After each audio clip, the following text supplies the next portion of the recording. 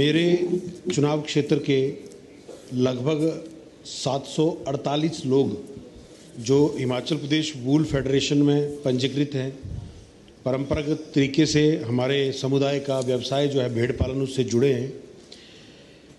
भेड़ पालक आज के समय में बहुत अधिक समस्या का सामना कर रहे हैं।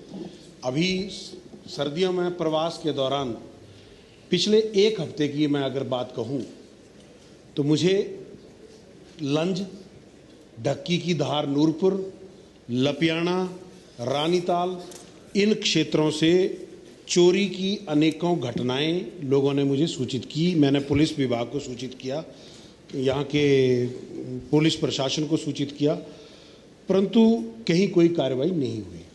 मुझे बहुत दुख इस बात का है, क्योंकि भेड़ पालन व्यवसाय से जो लोग जुड़े हैं, अगर उनकी 15-20 भेड़ें या बकरियां एक बार में चुरा ली जाती हैं तो उनके साल भर की कमाई जो है वो समाप्त हो जाती है।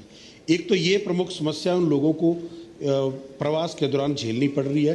साथ ही साथ जो भेड़ों को, बकरियों को जो दवाइयाँ दी जानी चाहिए, वो मुझे जो जानकारी है कि उसका रेट कॉन्ट्रैक्ट समय पर नहीं हुआ, जिस वजह से प्रवास के दौरान जो लोगों को ज़रूरी दवाइयाँ मुहैया करवानी चाहिए थी, एक तो वो लोगों को उपलब्ध नहीं हो पा रही हैं।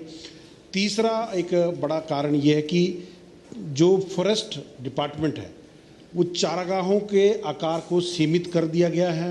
अब निर्माण लोगों के द्वारा किए गए हैं, बाड़बंदी किए गए हैं। तो मेरा केवल इतना कहना है कि वो भेड़ पालक कोई पेड़ पौधों को तो नुकसान करते नहीं है। अब जानवर, जंगली जानवर या हैं चाहे पालतू जानवर हैं, खाएंगे तो घास ही, पेड़ को थोड़ी खा जाएंगे पूरा।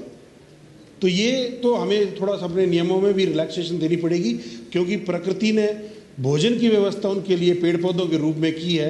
तो हम जो वहाँ पर बाड़बंदी करके आए दिन फॉरेस्ट वाले उनके चालान काट रहे हैं, कभी उनको मतलब तंग कर रहे हैं, कोई मिली भगत से कि भाई इतना दे दे, मैं तेरे को अलाउ कर देता हूँ।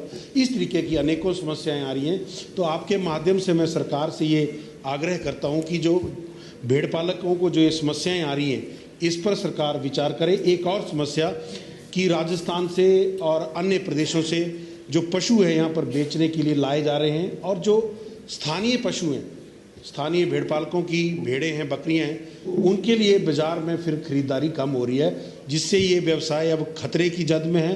और मैं अध्यक्ष महोदय आपके माध्यम से अपने इन जनजातीय लोगों के इस पारंपरिक व्यवसाय के लिए विशेष संरक्षण प्राप्त करना चाहूँगा, क्योंकि ये हमारी पहचान है, हमारे समुदाय की पहचान है। इसको समाप्त होने से बचाएं। बहुत बहुत धन्यवाद।